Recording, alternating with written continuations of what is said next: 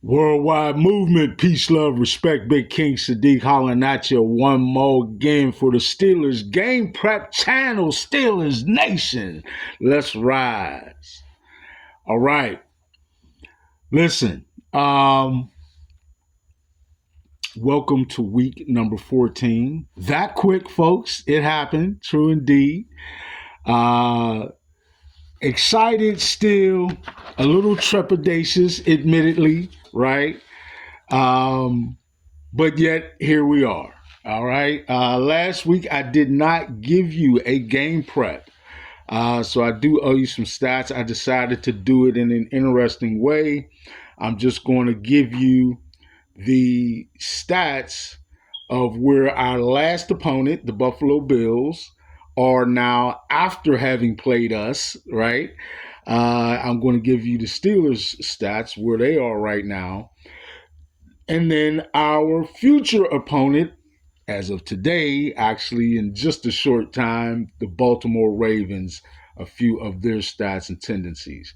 All right, this is not going to be really, really detailed, but I do want to give a quick overview of some stats and tendencies for all three of those teams, given that we just played the Buffalo Bills and we're about to play the Baltimore Ravens. All right. Just diving right in quickly into the offense, of course. I haven't been keeping special teams. I just always make sure I mention the always reliable standout Chris Boswell. Boswell, he is still, in my eyes, the best kicker in the league. He had just a little bit of a snag a couple of weeks ago here, but all in all, still the best kicker in the league. Nobody beats the boss. Nobody beats the boss. Nobody beats the boss. Right? I do that every time there's a field goal. All right. So let's jump into the offense for all three teams. I'm going to give you Bills, Steelers, Ravens, right? Bills is last week. Steelers are right now and always. And the Ravens are today's opponent. Taking a look at motion, right? How often, and the reason, again, for looking at some of these stats early is just what has the offense done or not done in terms of trying to be creative and keep the opposing defenses confused or at least at bay, right? Okay. Sending at least one player in motion. The Bills, 56.1% of the time, do so. The Steelers very close at 51.4% of the time, but the Ravens even closer at 53.9% of the times. You'll notice the one thing to keep in mind about that statistic is that the Steelers send a player in motion the least of any of those three teams. All right. Play action. How often or frequently does a team utilize faking the run to set up a nice pass against favorable coverage? We have the Buffalo Bills at 15.5% of the time. Actually, definitely on the upper half of the league. The Pittsburgh Steelers at only 13.3%. Lower, and the Ravens at 13.8. Once again, another statistic you'll keep in mind where the Pittsburgh Steelers are the lowest out of the three. Shotgun rate. How frequently is the shotgun deployed? Interestingly enough, as we kind of figured, the Buffalo Bills at 51.6% of the time. A lot of times they are utilizing the strength of their very tough, strong quarterback. And they put Josh Wright up against the line, utilizing his ability to run the ball and keeping teams guessing a little bit more. The Baltimore Ravens, 65.5% of the time. So the Buffalo Bills, again, 51.6, right? Much more frequently, the Baltimore Ravens at 65.5, but I said the Steelers last because they are the highest. They're at 66.4% of the time they're running shotgun. Remember, we talked about Rodgers' tendency to do so. And also because the offensive line is not particularly great at protecting. They have gotten better in the core of the offensive line, the center and the two guards, but the tackles on both ends give up pressure far too quickly for my taste. All right. No huddle. How often or frequently does a team utilize no huddle to keep the other team's defense locked in a certain personnel grouping and to certainly keep them limited in what they can do a bit? The Buffalo Bills, no huddle 5.7% of the time. The Pittsburgh Steelers at 10.8% of the time, 10.8% of the time, which is actually really definitely on the upper half of the league. And the Ravens at 3.2%. So the Steelers are running no huddle far more frequently than both teams, and I believe that's because that's where they've had a little bit of success actually. Three wide receivers. We have the Buffalo Bills at 61.1% of the time.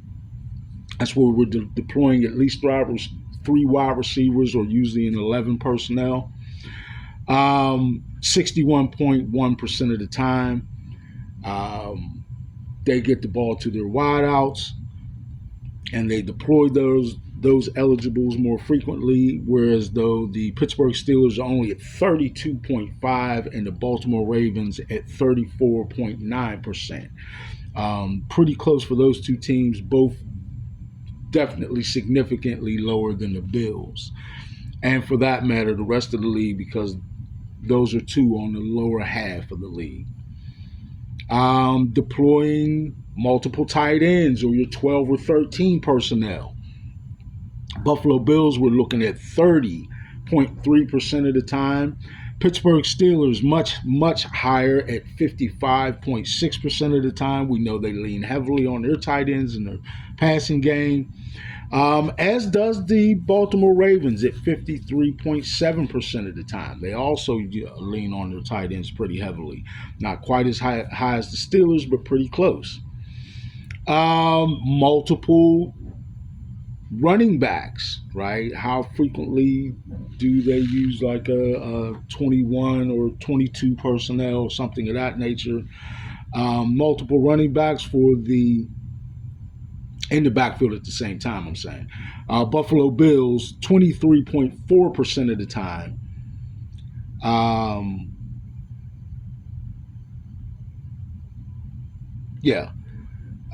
The Pittsburgh Steelers at actually 24.5% of the time, and the Ravens at 18.4% of the time. All right.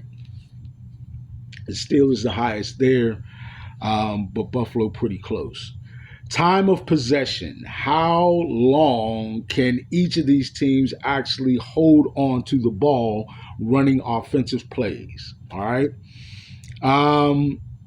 The Buffalo Bills have actually the most impressive of the group with 33 minutes and 10 seconds. That is most certainly on the upper half of the league. All right. The Pittsburgh Steelers at 27 minutes and 1 second. Folks, that's at the bottom of the league. The bottom. We got to get that up. 28.57 seconds, almost 29 seconds is the almost 29 minutes. 28 minutes and 57 seconds is the Baltimore Ravens. Lower half of the league is still as well. Last offensive stat I took a look at was yards per carry running the ball, right? As the running game is going to weigh heavily. It did in last week's outcome and will again this week in this week's outcome.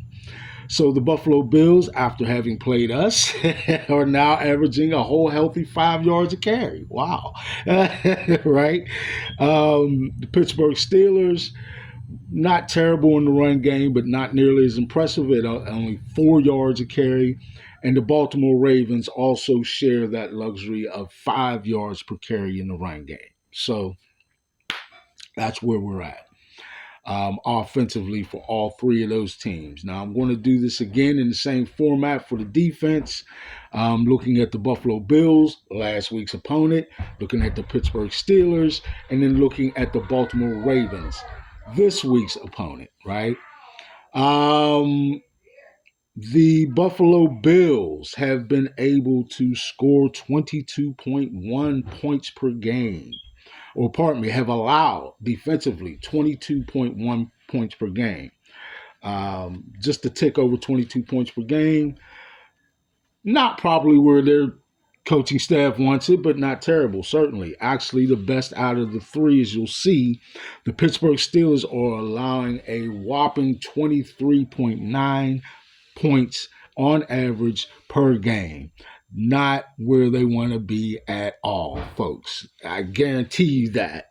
And the Baltimore Ravens, believe it or not, even worse, right? They're giving up 24.4 points per game. None of these defenses really where they want to be, but Buffalo has, as far as allowing points anyway, been the most impressive out of the three so far. All right, yards per carry allowed, right? We talked about yards per carry for each of those three offenses. Now, yards per carry allowed by each of the three defenses. The Buffalo Bills are allowing 5.3 yards per carry. That is massive. If you're allowing your opponents to move the ball 5.3 yards every time they tote it, rushing the ball, that is terrible. The Steelers, not that much better at 4.6, nearly 5 yards a carry. So they still are hemorrhaging in the run game. And we know, as far as recent memory, just last week, they actually allowed a record high rushing yards and I believe yards per carry to the Buffalo Bills just last week in Acrisure Stadium. Not a pleasant display at all, folks. All right. The Baltimore Ravens come in at 4.4 yards per carry. So not as bad as the Steelers or the Bills, but certainly not good themselves either at 4-4 giving up. Okay, just a couple of more quick stats in the defensive area I'm going to take a look at, and we're going to wrap this up. Sacks. The Buffalo Bills didn't get a ton of sacks last week, but they got 2, I think, on us, and they walk away with 27 sacks on the year. Pretty good. Not necessarily in the prolific range, right, but pretty good. The Pittsburgh Steelers, for as bad as the defense has been, is actually one of the league leaders in sacks, and they come in at 34 sacks racked up already on the year with 5 games to go. The Baltimore Ravens really underwhelming in that department at only 19 sacks total on the year with only 5 games remaining. So they are not getting a lot of heat on the quarterback going into this game. Last stat is interceptions. The Buffalo Bills got the interception from Mason Rudolph last week, and that bumped their total up to 8 interceptions on the year. I'll just go right ahead and skip over to Baltimore and say that they have the same amount. They have 8 interceptions on the year. Their secondary is actually pretty good. But the Steelers, even though they have not shown any kind of consistency on the defensive side of the ball, this is yet again another area where they excel at, and they have 10 interceptions on the year. So the one area defensively, I guess, that you can hang your hat at folks, if you're Steelers supporters, is that we can rush the passer. We got 34 sacks on the year, which is top 3. And we also are, I believe, at least top 5 in interceptions. So certainly they are getting some heat on the ball, some heat on the quarterback, and they're getting their hands on some balls. All right, folks, that pretty much wraps it up, and that gives you a little bit of a picture of what we saw. We know already what we got last week against the Bills, and a little bit of a prelude or a glimpse into what we'll see against the Baltimore Ravens. All right, folks, I thank you. I love you all. Sorry for the breakup in format, but please enjoy this game prep and chime in next week, because I think we're going to get a little bit more extensive. These games are getting bigger and bigger as we go into this last quarter of the season, and I think my coverage will reflect that.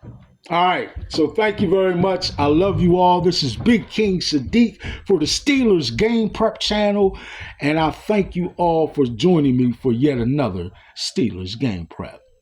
Worldwide movement, peace, love, respect. Steelers Nation, let's rise. I'm out.